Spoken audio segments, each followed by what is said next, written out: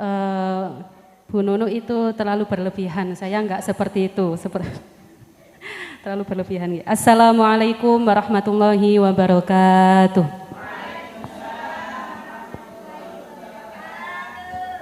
Bismillah, alhamdulillah, wassalatu wassalamu ala rasulillah Sayyidina Muhammadin ibni Abdillah wa ala alihi wa ashabihi wa mawalah.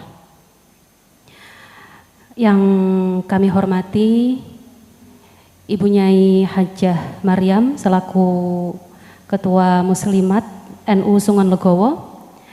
Yang kami hormati Ibu Nyai Hajjah Rohmah selaku Ketua IHM NU Sungon Legowo. Yang kami hormati pula Ibu Nuriatul Lailiyah ada di belakang ya. Monggo datang ngajeng mawon Ibu. Sekaligus sebagai panitia dari terlaksananya acara ini, beri tepuk tangan yang meriah untuk Ibu Nuriatul Lailiyah nggih.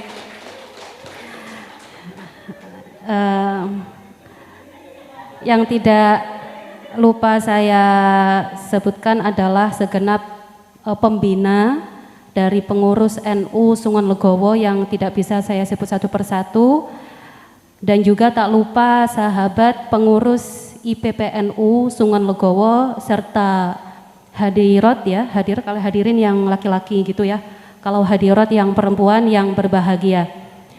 Dan di sini juga banyak sekali wajah-wajah yang saya kenal. Mungkin kalau bersama saya, loh kok wong iku anak neng kono ya. Gitu ya. Jadi saya mohon maaf, saya ini Mbak Nunu terlalu berlebihan. Ini kalau saya mendengar kata-kata langitan itu aduh gitu ya. Semoga pantas dianggap sebagai cucunya Mbah Mat. Kalau saya memanggilnya Mbah Ji gitu ya. Mbah Ji gitu. Bismillah. Ini tentang identitas wanita muslimah di tengah arus modernitas. Saya juga terima kasih nggih kagem Ibu Nunu sebagai moderator yang memberikan saya kesempatan untuk bisa berbicara. Sebenarnya ini hanya sharing saja. Saya di sini tuh banyak sekali yang sudah pintar, yang sudah memahami fikih itu sudah banyak. Apalagi di sini juga banyak sekali para ibu nyai pangapunten nggih. Kalau saya tidak sopan ada di depan panjenengan niki ngapunten, tapi karena ini memang kajian jadi mau tidak mau saya ada di sini. Nggih. Kita akan membahas tentang identitas wanita muslimah di tengah arus modernitas. Yang terpenting di sini adalah sebenarnya apa sih itu identitas? Gitu nggih, bisa dilanjutkan gitu. Jadi kita bahas dulu identitas itu apa. Jangan-jangan kalau kita membahas identitas kita nggak tahu identitas itu apa gitu. Identitas itu adalah kesamaan atau kesatuan dengan yang lain dalam suatu wilayah atau hal-hal tertentu. Bisa dikatakan sebagai suatu karakter yang membedakan suatu individu atau kelompok dari individu. Artinya begini para ibu nyai dan ibu-ibu sekalian serta mbak-mbak sekalian, bahwa kalau kita memaknai identitas, katakanlah KTP itu ya, KTP itu identitas. Kenapa kemudian kita KTP-nya Sungon Legowo gitu? Ya karena ada kesamaan gitu, ada kesamaan.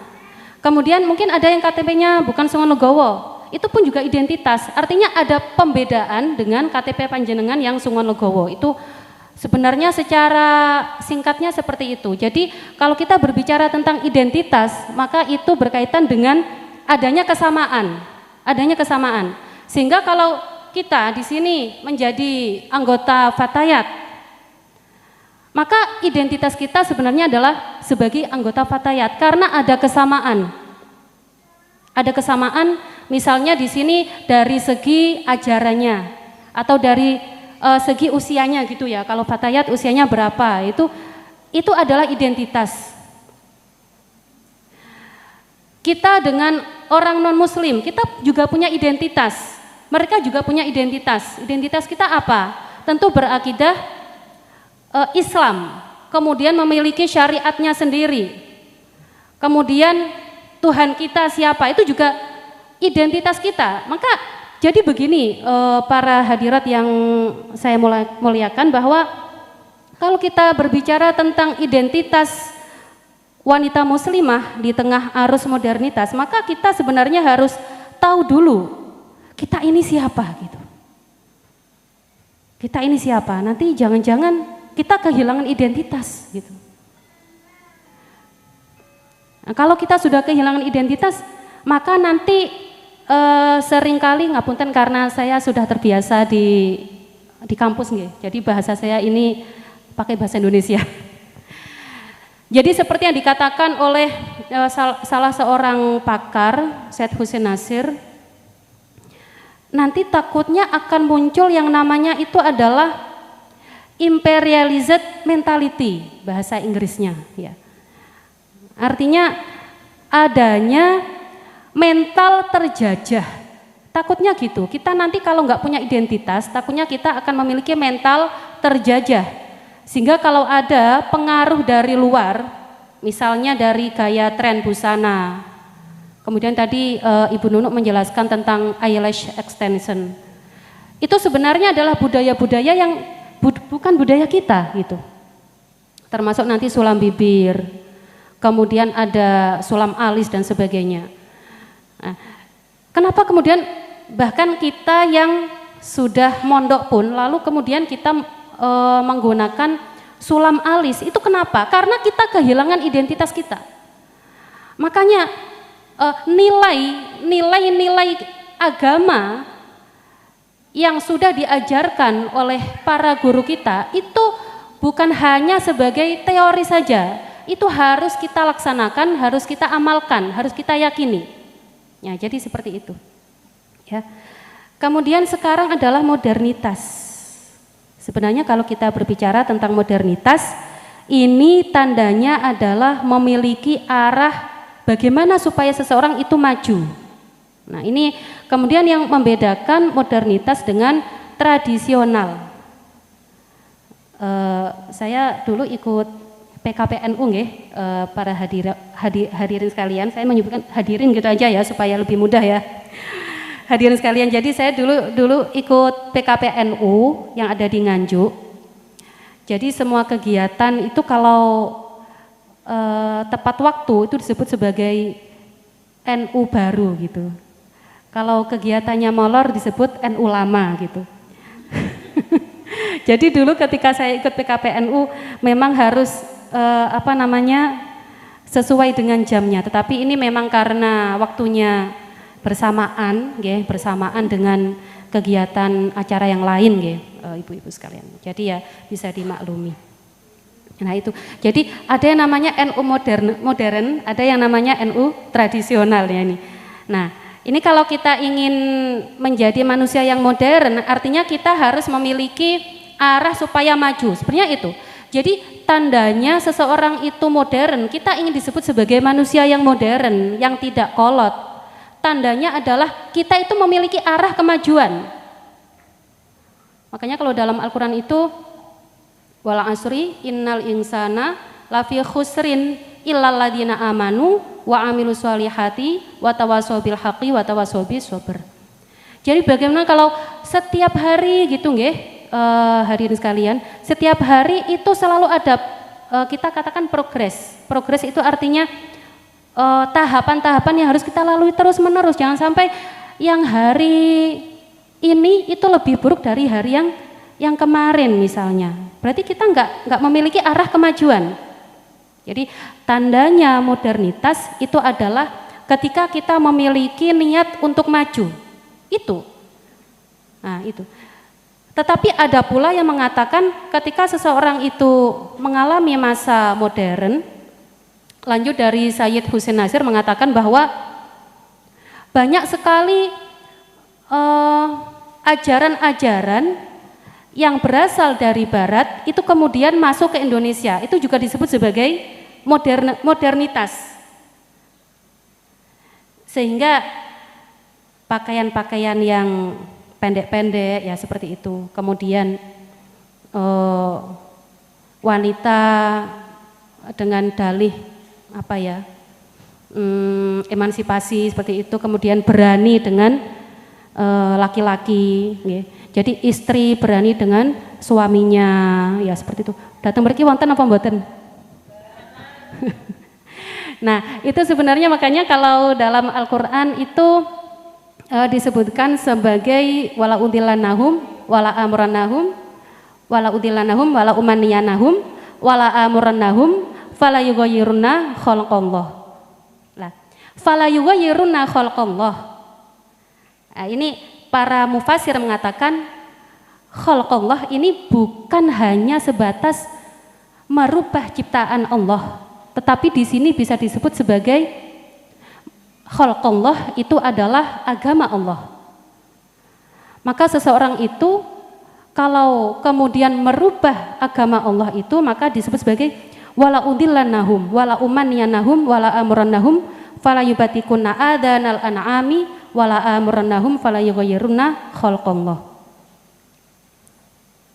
Jadi artinya di sini ajaran agama tadi misalnya dicontohkan karena dalih emansipasi, kemudian wanita berani dengan suaminya, kemudian wanita keluar rumah tanpa sepengetahuan suaminya, kemudian misalnya ada tamu laki-laki masuk ke rumahnya tanpa sepengetahuan suaminya. Itu sebenarnya juga hal-hal yang sepertinya biasa, tetapi kemudian dirubah oleh kita dengan sendirinya, fala yughayyiruna khalqallah, dan seperti itu sebenarnya nggak boleh. Hadirin sekalian, lanjut ke slide berikutnya nggih. Jadi dengan identitas, kita masih membahas tentang identitas. Jadi dengan identitas sebuah bangsa atau umat itu akan eksis dengan entitas yang selalu ada dengan segala potensi dan kemampuan untuk maju. Jadi sebenarnya simple nggih, hadirin sekalian, kalau kita itu ingin maju, identitas kita itu apa? Makanya orang itu tandanya orang itu bisa maju itu sebenarnya kalau sudah selesai dengan dirinya. Orang itu kalau sudah selesai dengan dirinya, tandanya dia sudah siap untuk maju. Artinya selesai dengan dirinya, dia fokus untuk mengembangkan potensi dirinya. Saya jadi teringat ada suatu pepatah yang mengatakan bahwa terbanglah setinggi yang kau mau dengan kedua sayapmu, dikarenakan langit itu bukan milik siapapun. Jadi itu pepatah yang sederhana tetapi maknanya dalam. Artinya adalah kita itu kalau ingin maju ya maju aja, nggak perlu kemudian minta izin. Misalnya Mbak Nunu, saya ingin ke jenjang profesor misalnya, saya minta izin ke Mbak Nunu, ya nggak perlu. Atau kemudian saya ingin belajar gini, nanti kalau apa namanya dimarahin gimana ya, kalau dimusuhi gimana ya, nggak perlu. Karena gini, terbanglah setinggi yang kau mau, karena sayap itu adalah milikmu dan langit itu bukan milik siapapun. Jadi silakan Anda untuk mengembangkan potensi Anda setinggi-tingginya. Ya, jadi ini ada pendapat dari mungkin banyak yang belum tahu atau mungkin ada yang sudah tahu nggih di sini. Badi'uz Zaman Said Nursi. Jadi Badi'uz Zaman Said Nursi dia adalah orang Turki yang pandangannya ini sesuai dengan ke-NU-an, Ahlus Sunnah wal Jamaah. Jadi dia mengatakan bahwa kemandirian untuk maju dapat berjalan dengan dilandasi sebuah identitas yang kuat. Identitas ini pun dijiwai oleh rasionalitas, bukan taklid buta, karena tindakan yang tidak berdasarkan pada rasionalitas. Dengan kata lain, identitas yang diusung oleh Islam menurut Nursi didasarkan pada bukti, rasionalitas dan pengetahuan. Niki penae menjelaskan niku ngeten nggih, hadirin sekalian. Mungkin ini kalimatnya terkesan berat. Istilahnya begini, gak usah sok melu-melu budaya sing gak ngerti artine. Penae ngoten. Jadi kita sebagai wanita itu nggak perlu kemudian melok-melok budaya sing gak ngerti maknane, sing gak ngerti sejarahnya itu kayak apa, nggak perlu. Ya, joget-joget di TikTok itu buat apa? Nggak ada manfaatnya. Nggih. Kemudian misalnya sulam alis, panjenengan sampun cantik. Nih para bunyai-bunyai sedaya nih lo cantik-cantik nggih. Cantiknya itu dari dalam. Nggih, bukan enggak perlu cantik dari luar. Ngoten nggih. Sulam alis niku pinten nggih biayane? Loh, 300 juta nggih ibu-ibu. 300 ribu ngapunten. 300 ribu. Jadi sulam alis itu 300 ribu. 300 ribu nggih ibu-ibu sekalian. Uang sebesar itu minimal 300 ribu. Minimal 300 ribu nggih. Uang sebesar itu bisa untuk SPP anak kita 3 bulan. Nggih napa mboten? Itu sebenarnya adalah tasrif kalau dalam agama, artinya membuang-buang uang. Dan itu sebenarnya alasannya apa? Untuk mempercantik diri. Lah niki buktinya para bunyai niki mboten usah sulam sampun cantik. Dados lah niku sebenarnya sampeyan sulaman nggih. Mboten sampeyan ki mboten nonton nggih, misalnya orang lain. Niku sing sulaman alis niku mboten semerep sejarah dan mboten semerep maknane, namung ikut-ikutan pomo tiang sakniki niku FOMO ngoten. Itu hanya FOMO saja, enggak ada maknanya. Nah, malih niki sulam bedak niki nggih wonten. Sulam bedak niku biayane sami 300. Lebih mahal. Bisa jutaan mungkin ya, 1 jutaan. Sulam bedak itu adalah dengan memasukkan cairan berbentuk bedak, berbentuk seperti cairan bedak gitu, dan warnanya kita bisa memilih.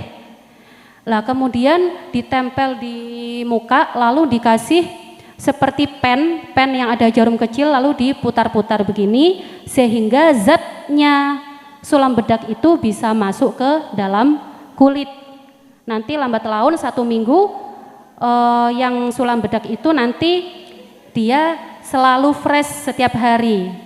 Jadi bangun tidur langsung fresh. Jadi bangun tidur sing biasanya bojone nyawang kok ngene ya awakmu tangi turu ya rupane. Lah itu langsung pangkling suaminya mungkin ya. Kok kayak artis ya kamu. Nah, nih. Inginnya seperti itu. Tetapi kita nggak tahu nggih. Sulam bedak itu apakah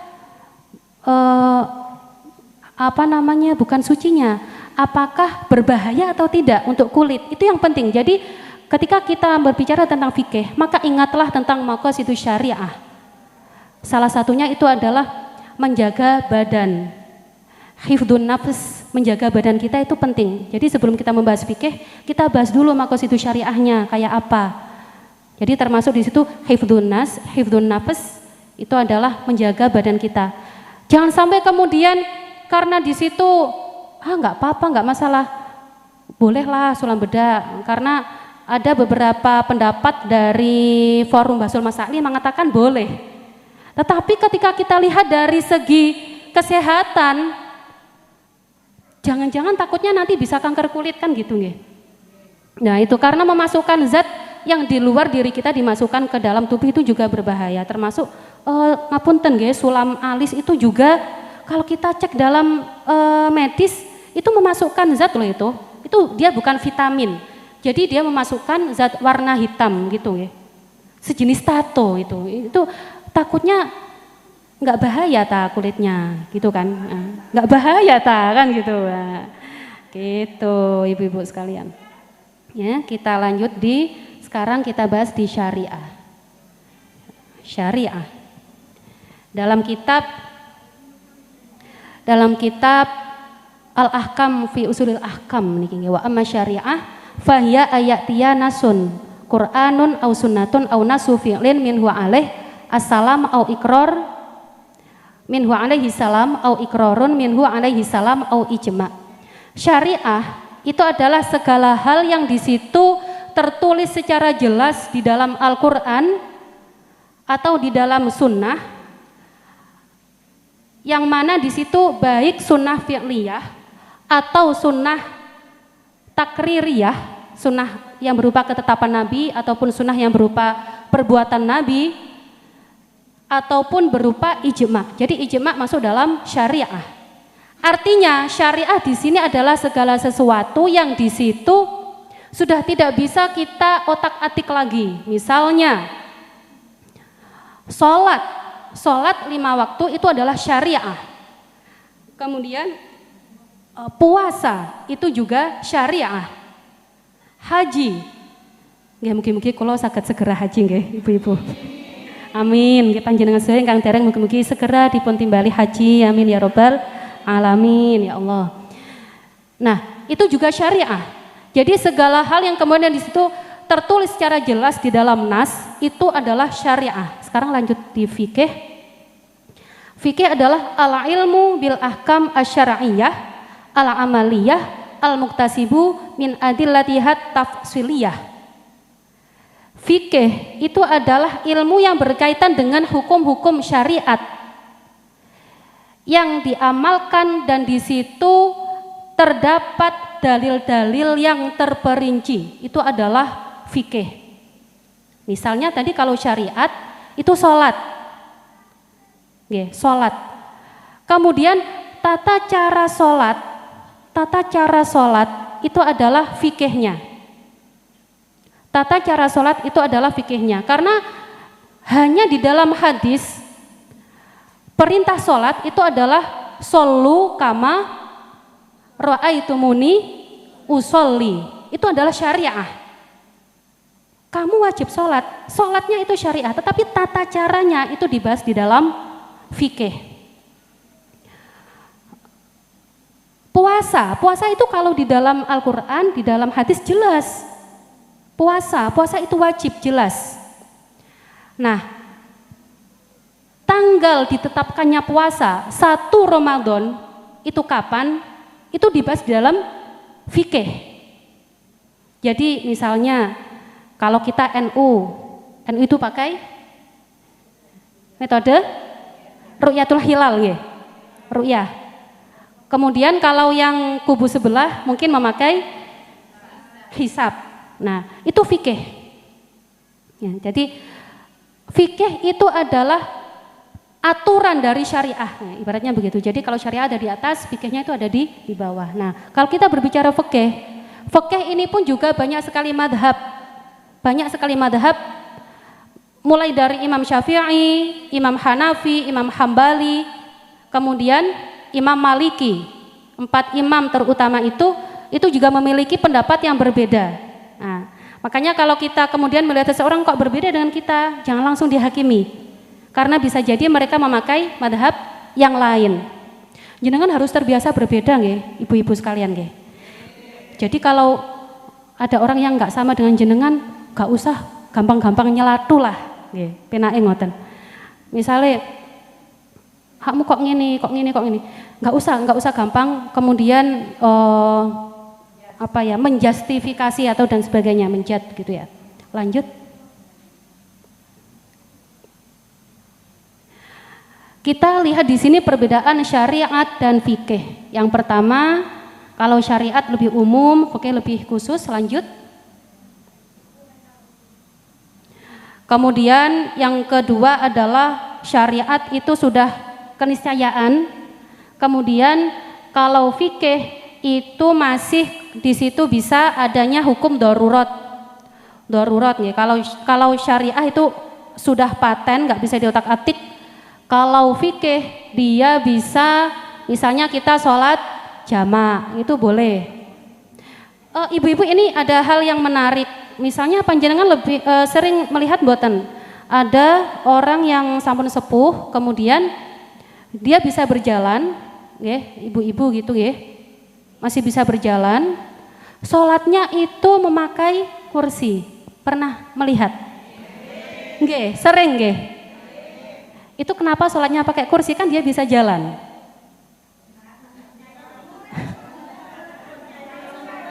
Sukunya asam urat ya. Tetapi kalau dalam fikih selagi seseorang masih bisa berdiri, sholatnya ya berdiri, Bu. Gitu. Nggih. Masa awake dhewe niki sampun diparingi rezeki sing melimpah saking Gusti Allah, oksigen juga tanpa membayar. Nggih. Apa-apa kita minta juga diberi sama Allah. Masa kita sholat aja kita masih negosiasi, kan ngoten. Yo awake dhewe niki nggih pripun nggih usaha nggih sebisa kita nggih, sebisa kita. Salatnya kalau masih bisa berjalan, salatnya ya berdiri. Makanya saya juga ketika melihat ada fenomena seperti itu, saya aneh. Tapi mau saya tegur, nanti dikira saya menggurui kan ngoten. Kalau selagi masih bisa berjalan, salatnya ya dengan berdiri. Jadi kalau di fikih nggak ada bisa berjalan salatnya sambil duduk. Ya ini memakai referensi kitab mana? Ini perlu ditanyakan.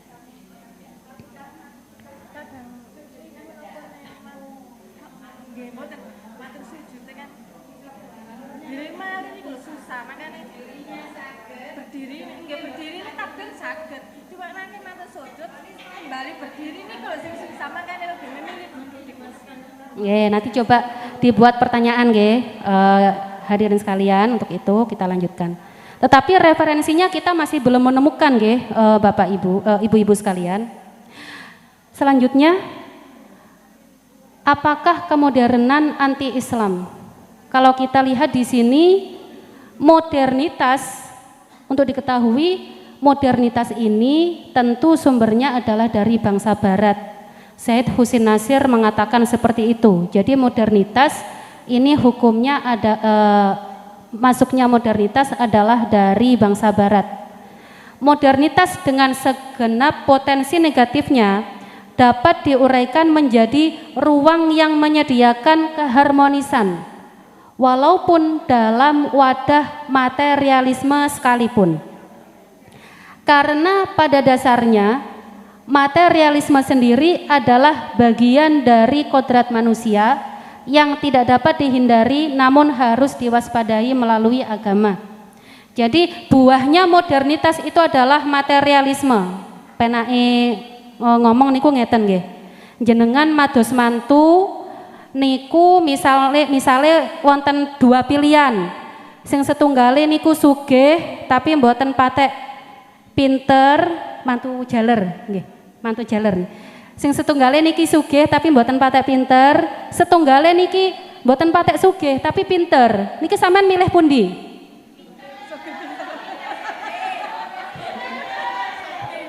Kata sing milih sugih. Soalnya mungkin nek pinter mungkin sing estrine saged belajar piyambak kan ngoten nggih. Lah niku sampun lumrah kalau kata Said Husin Nasir. Beliau juga orang yang alirannya NU nggih, Badi'uz Zaman. Said Nursi juga NU juga. Dia mengatakan bahwa materialisme sendiri adalah bagian dari kodrat. Terus jenengan mados sing sugih niku nggih sebenarnya sampun kodrat. Kodratnya menungso niku kepengin membahagiakan anaknya nggih. Membahagiakan anaknya itu sudah kodrat. Mboten napa-napa ibu-ibu sekalian, mboten napa-napa. Tetapi memang kalau kita membahas tentang matre niku segala yang berkaitan dengan uang, harta benda, itu harus dibingkai dengan agama. Ya panjenengan angsal kerja, mencari uang, datang pun di mawon angsal. Tetapi ampun supe nderek-nderek kegiatan fatayat nggih, kegiatan muslimat, ngaos kalih para bunyai-bunyai dateng gene NU Sungon Legowo. Ampun supe saestu supaya nopo? Panjenengan niku mboten hanya mados dunya mawon, tetapi kedah sampeyan niku mados akhirate nggih niku penting nggih.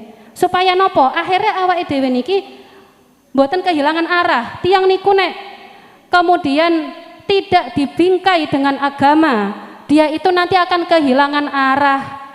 Opo-opo dianggap bener padahal iku salah. Lah niku mergi mboten nate belajar agama. Masih yo sampun dateng pondok. Nek sampun lulus misalnya panjenengan iki alumni pondok nggih. Alumni pondok nek sampun berumah tangga niku ampun kok menang mawon dateng griya. Ilmunya itu ditularkan nggih. Gak usah wedi, mboten usah sungkan kalih para bunyai-bunyai, mboten usah sungkan. Jenengan nek gadah ide-ide nopo pemikiran nopo, disampaikan mawon kalih bunyai-bunyai, mboten napa-napa. Nggih, terus tadi saya teringat bahwa terbanglah setinggi yang kau mau, Karena sayap itu adalah milikmu dan langit bukan milik siapapun. Berbeda misalnya kalau kita ingin membuat rumah, ya kita nggak bisa pakai tanah milik orang lain, itu nggak bisa. Tetapi kalau kita ingin terbang, kita ingin melihat dunia seluas apa, kita ingin belajar, misal sampai ke negeri Cina pun, itu kita juga sah-sah saja meskipun dari desa, ya meskipun kita ini orang desa ya nggak masalah. Ya alhamdulillah ya, ibu-ibu sekalian, hadirin sekalian, bahwa kula niku saking desa, terus Nganjuk, kula niku Mojosari, ngepeh lo cerat Nganjuk nggih.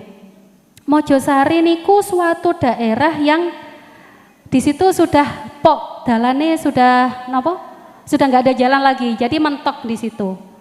Ya misalkan di situ nggak ada pondok, otomatis pasti akan sepi Mojosari. Tapi karena di situ ada pondok pesantren jadi rame. Cuman kalau kita lihat posisinya memang di situ terpelosok gitu, bukan terpencil tapi masuknya itu jauh, kalau sama kota lumayan jauh, jadi seperti itu.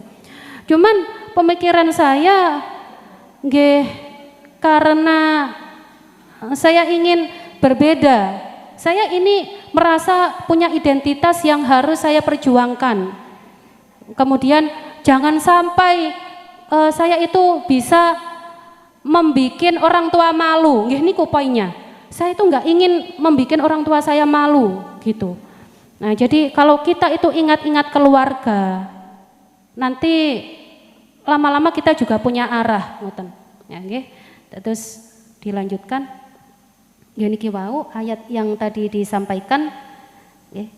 Terus ayat yang menjelaskan tentang seseorang niku mboten pareng nggih merubah ciptaan Allah nggih, termasuk ajaran agama khalqallah. Ini para mufasir mengatakan ajaran agama, makanya membuat bid'ah. Di sini bid'ah yang dolalah, niki boten pareng. Kemudian merubah ciptaan Allah, salah satunya adalah misalnya operasi plastik, itu juga tidak diperbolehkan kecuali kalau di situ ada darurat, ada tindakan medis yang kalau di situ tidak operasi plastik malah menimbulkan bahaya. Nah, itu berbeda. Next. Nah, ini adalah niki wonten 3 gambar nggih, wonten 3 wanita. Menurut panjenengan 3 wanita niki cantik napa mboten? Cantik. Kenapa bisa dikatakan cantik? Alami, satu. Ketawa, betul nggih ibu-ibu nggih. Secantik apapun seseorang, sampean mau sulam alis, sulam bibir, sulam bedak, sembarang sulam sampean deleh datang wajah niki. Kalau sampean nggak ketawa, nggak membahagiakan orang, dadi elek saestu nggih. Niki orang Afrika, kulitnya putih mboten? Mboten. Dados kulitnya niki mboten putih, tetap cantik lah. Itu sebenarnya sumber kecantikan itu berasal dari hati, nggih. Bukan dari sesuatu yang cepat hilang. Niki kan bakalnya yo tuwek nggih. Jenengan ningali kula ngeten niki, tapi nggak tahu 20 tahun yang akan datang apakah saya masih secantik bunyai-bunyai datang ngajeng niki gitu. Niki mboten tentu niki. Niki masih zaman sekarang. Makanya ini kan sesuatu yang bisa saja kemudian berubah, ya, ibu-ibu sekalian. Lanjut, ya, niki artinya di sini bahwa intinya jangan dilupakan sisi spiritualitas kita di era modern ini. Kita bisa mencontoh misalnya Sayyidah Khadijah. Yang kedua adalah Sayyidah Fatimah. Sayyidah Fatimah tu Zahra, buatan kula nggih.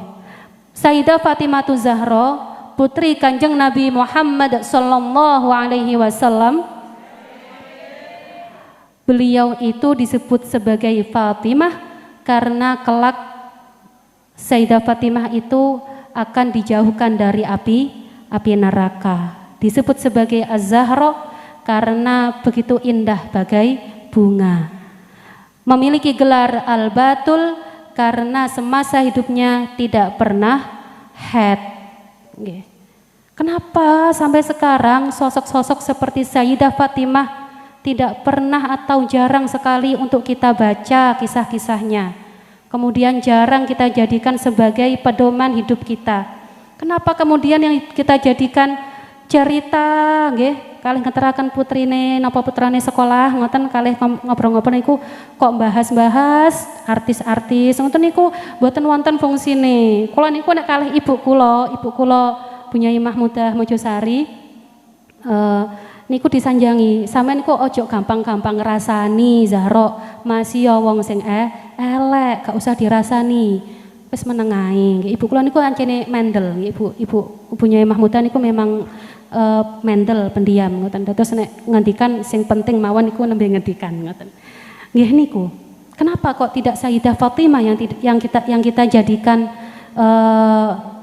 tauladan? Kenapa tidak Sayyidah Khadijah yang itu jelas-jelas merupakan sosok modern pada zamannya? Bayangkan Sayyidah Khadijah pada masa sebelum 1 Hijriah, beliau itu adalah seorang perempuan yang memiliki perusahaan kalau zaman sekarang. Jadi kaya raya. Kenapa kok kita arahnya tidak untuk membangun etos kerja saja di era modern ini? Kenapa kok arahnya kita selalu terbelakang gitu, membahas hal-hal yang kemarin-kemarin gitu kita bahas gak mari-mari gitu ya? Kenapa kok kita nggak membahas besok enaknya apa ya, bahas kerjaan apa ya, bahas proyek apa ya, belajar apa ya? Nah, kenapa kok nggak itu yang kita bahas gitu?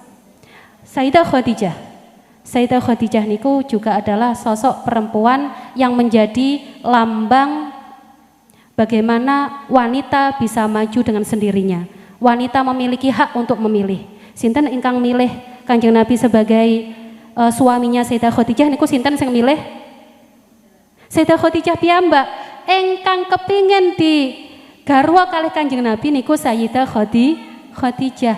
Artinya apa? Wanita itu sebenarnya bukan sebagai objek, dia juga sebagai subjek. Sebagai subjek niku maksudnya pripun?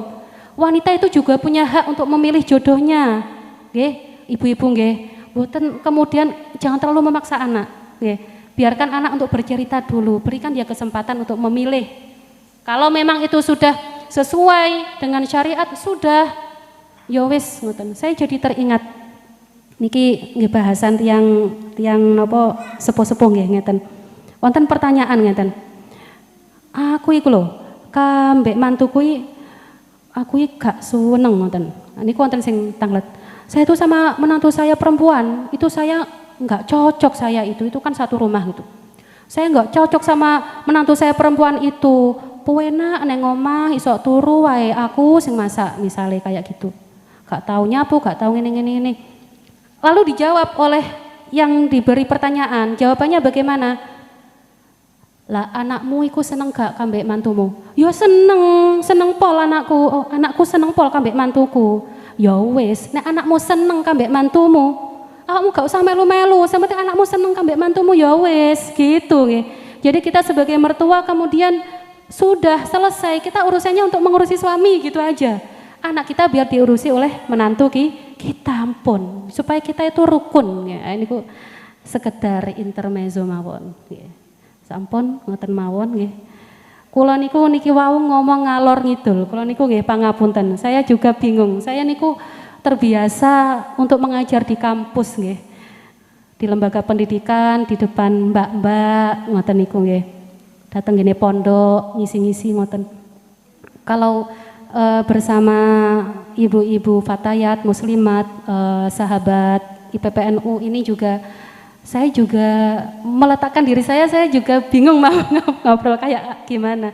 Tetapi ya semoga bisa difahami dan bisa bermanfaat untuk semuanya. Pangapunten itu dari saya sebagai pemantik saja, sebagai intermezzo saja. Silakan nanti bisa ada pertanyaan dan apapun akan disampaikan oleh moderator. Terima kasih. Wassalamualaikum warahmatullahi wabarakatuh. Beri tepuk tangan untuk narasumber kita pada siang hari ini. Para ibu dan sahabat, jenengan iki sampun wonten unek-unek napa mboten? Mpun wonten pertanyaan apa mboten? Saniki lak kata to nggih. Wis ayu-ayu dipasang alise damel sulam. Bibire pun apik, ciut, diambakno kan kata to nggih.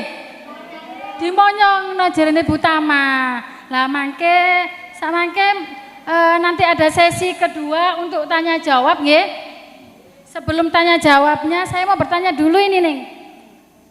Bagaimana hukumnya seseorang yang merubah gigi? Saniki kan banyak dipasang gingsul, dipasang taring, dikikir giginya pakai vinir biar lebih putih. Nek kapan guyu cek ketok kinclong. Terene ngaten nggih. Lah niku dos pundi? Biar kelihatan cantik. Hukumnya bagaimana? Dan apakah disamak terus untuk masalah bersuci? Apakah disamakan dengan seorang muslimah yang memakai behel? Terima kasih.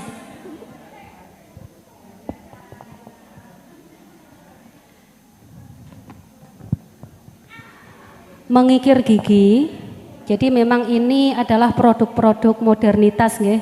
Termasuk kemudian mengikir gigi, giginya itu dikikis kemudian dikasih tambalan. Itu namanya vinir ini kok nggih, vinir gigi yang menjadi lebih putih nggih. Itu kalau kita lihat dalam kajian fikih tentu di situ adalah tidak diperbolehkan. Jadi tidak diperbolehkan. Kecuali kalau misalnya kawat gigi, kalau kawat gigi beda. Kalau kawat gigi itu karena tujuannya adalah untuk supaya terhindarnya penyakit yang masuk ke dalam tubuh. Untuk diperhatikan nggih ibu-ibu sekalian bahwa gigi yang tidak rata itu bisa menyebabkan makanan yang ada di gigi itu sulit untuk disikat. Kemudian ada kuman yang bisa masuk ke dalam tubuh. Itu ada yang mengatakan bisa menyebabkan salah satu organnya bisa terganggu karena giginya tidak rata. Itu dari medis yang mengatakan seperti itu. Sehingga kalau kita lihat dari kajian fikih tadi namanya adalah hifdun nafas. Maqasidus syariah salah satunya adalah hifdun nafas, menjaga diri, maka boleh. Sehingga kalau kawat gigi pasang behel itu boleh. Kalau untuk dipasang permata kan lagi tren itu, dipasang permata biar kelihatan cling. Gitu. Gimana itu Neng? Untuk bersucinya, untuk bersucinya. Untuk bersuci. Baik. Hukumnya juga sekaligus untuk bersuci bagi kita yang sudah punya suami nggih Bu nggih. Nek kepengen napa giginya dipasang permata nek guyu bojone cek seneng ngoten nggih. Ada sing ngoten. Niku bersucinya bagaimana? Asline niku nyenengne bojo niku rodok-rodok gampang kok. Nggih, nyenengne bojo niku pokoke diparingi maem sing enak. Nggih. Awake dhewe niki guyu, aja merengut. Terus yang ketiga nggih niku sing ketiga niku nggih sing tiap malam niku nggih 3 hal niki pun mengke sampean dibelanjani kuatah wis langsung. Lah belum tentu seseorang ketika dipasang permata di gigi itu kemudian suaminya tambah seneng, kadang ya belum tentu. Kemudian bagaimana hukumnya dulu ya? Hukumnya dulu. Jadi memasang permata di gigi itu kalau kita lihat dari referensi yang saya baca, misalnya katakan di Fathul Qorib juga mengatakan banyak, Fathul Mu'in juga, di situ dikatakan sama saja dengan tasrif, menyia-nyiakan harta, itu juga tidak boleh. Apalagi menempelkan barang di gigi dengan tujuan untuk gaya-gayaan apapun itu ndak boleh. Kecuali gigi emas. Gigi emas itu enggak apa-apa. Gigi yang dari emas, memasang gigi emas meskipun itu emas, lalu krom itu enggak apa-apa. Dikarenakan emas dan krom itu kalau kena air dia tidak akan berkarat, dia akan awet. itu enggak apa-apa. Tetapi kalau untuk memasang permata satu tempelan gitu ya, dipasang di gigi itu hanyalah gaya-gayaan, hanyalah sesuatu hal yang di situ untuk apa ya, semacam hiasan saja, tidak ada unsur medis, maka di situ tidak diperbolehkan. Untuk bersucinya, ya. Nah, bersuci wudhu atau Wudhu sekaligus mandi besar. Baik. Untuk wudhu, seseorang yang memiliki permata itu kan juga sudah enggak, memasangnya aja sudah enggak boleh sebenarnya ya. Tetapi bagaimana kalau dia wudhunya? Wudhunya seseorang yang memiliki titik di permata, titik di giginya itu, titik permata di giginya itu yang lagi tren, maka wudhunya tetap sah. Dikarenakan memasukkan air berkumur itu hanyalah kesunahan saja. Termasuk mandi juga tetap sah. Mandinya orang yang giginya ada permata itu juga tetap sah. Dikarenakan yang terpenting adalah yang harus kena air itu adalah dhahirul jasad. Jadi luarnya sesuatu yang tampak aja. Itu. Jadi karena rongga mulut ini sesuatu yang kemudian tidak terlalu tampak, kita mingkem nggak kelihatan. Baik, terima kasih Neng. Untuk selanjutnya ini saya buka sesi pertanyaan. Monggo.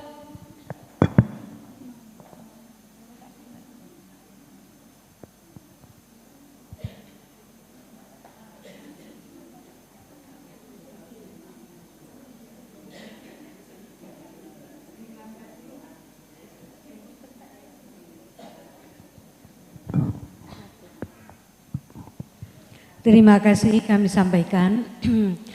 Di sini kami mau bertanya tentang tadi disinggung bahwa orang yang masih bisa berjalan, mengapa sholatnya harus duduk? Lah, karena keadaannya bukan kok berjalannya itu bisa. Tapi karena sholat itu ada gerakan sujud, kemudian dari sujud itu berdiri, itu sangat sangat susah, sangat berat. Sehingga kebanyakan bagi mereka-mereka yang mempunyai keluhan seperti itu, sholatnya itu ada yang duduk di kursi atau ada yang duduk di lantai dengan sembojong. Karena apa? Karena mau sujud itu tidak bisa kalau mau bangun. Demikian juga rukuk, ya rukuk itu juga begitu. Ketika dia rukuk kemudian bangun itu agak kesulitan, tapi kebanyakan yang sujud ini tidak bisa bangun kembali. Nah, kalau ada keluhan seperti itu, bagaimana hukumnya sholat di atas kursi? Terima kasih. Langsung pertanyaan yang kedua, monggo.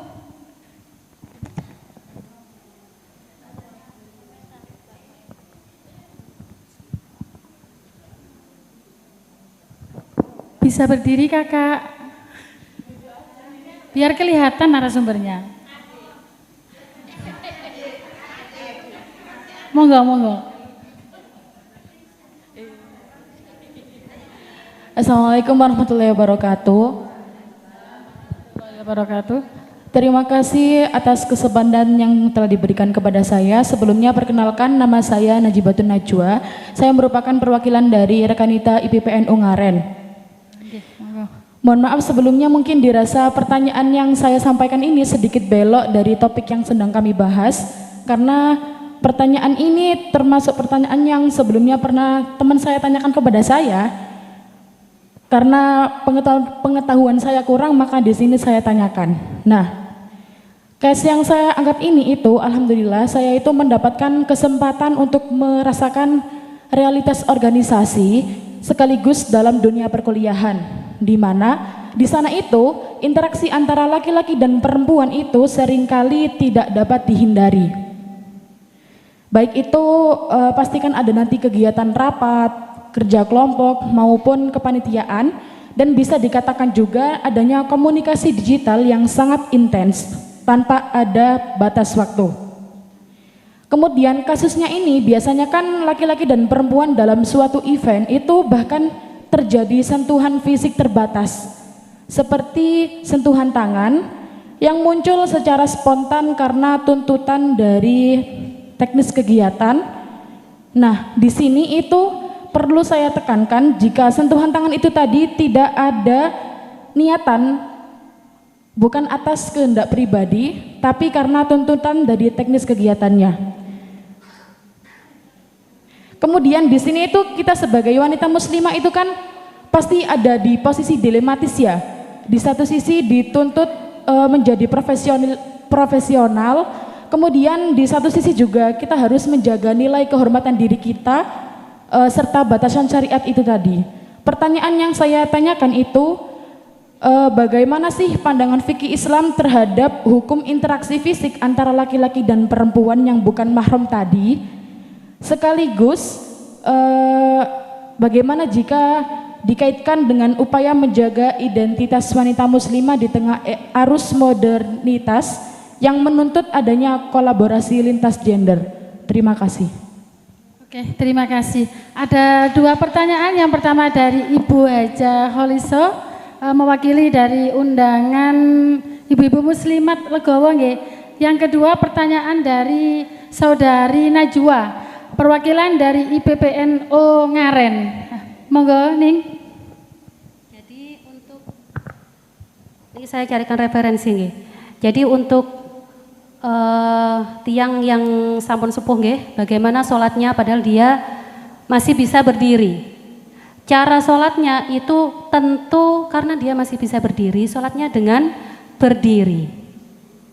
Lantas bagaimana rukuknya, bagaimana sujudnya? Rukuknya ketika dia rukuk, maka di bawahnya ini ada kursinya. Gini, terus itidale agak gini, ngeten nggih. Ya, terus pancine rukuk ngeten, itidal sami Allahu liman hamidah. Sujudnya itu agak di gini.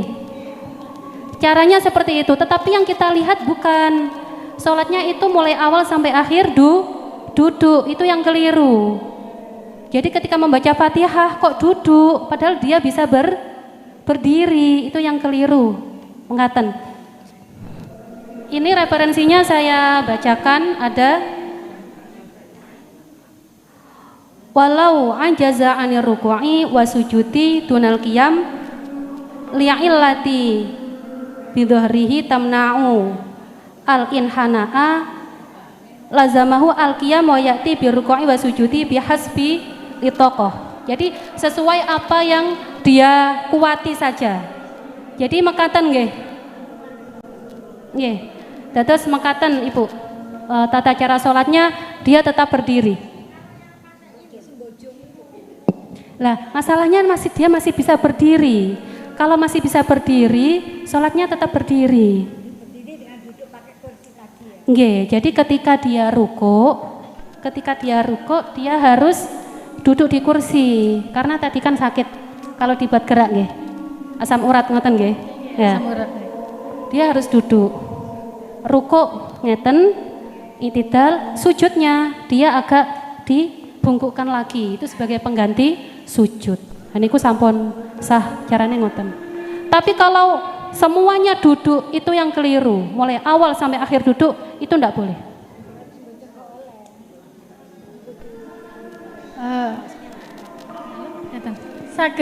Sampun saged dipahami Ibu? Dos pundi Ibu Haja Holisa sampun? Ngapunten. Untuk pertanyaan kedua kita break dulu gini, wonten jamaah. Untuk break ini apa ibu-ibu dan juga mbak-mbak, satu kali lagi masih bisa. Oke, masih bisa nih jenengan jawab yang kedua nanti untuk sesi yang selanjutnya. Pertanyaan untuk kedua. Tadi boleh. Pertanyaan dari sahabat IPPNU nggih, bahwa sebenarnya batasan syariat laki-laki dan perempuan itu yang penting tidak berduaan. Yang penting tidak berduaan. Itu yang nggak boleh dan itu berbahaya. Jadi kalau jejer gini, sampean misalnya jaler, pola estri, enggak masalah. Dan yang dibahas bukan masalah asmara loh nggih. Yang dibahas niki masalah pekerjaan. Khawatirnya kalau kita nggak komunikasi, nanti ada miskomunikasinya di situ, acaranya nggak berjalan dan sebagainya. Nggih. Terus Itu untuk dari- tadi itu nih, yang mbaknya tadi bertanya untuk apa? Menyentuh yang bukan mahram. Oh.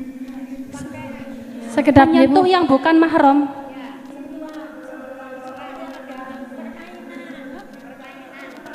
Ya, sentuhan fisik yang tidak disengaja, yang bukan mahram. Tadi kan antara perempuan dan laki-laki, kalau organisasi bukan niat untuk menyentuh, kok tiba-tiba bergandengan tangan kan bukan.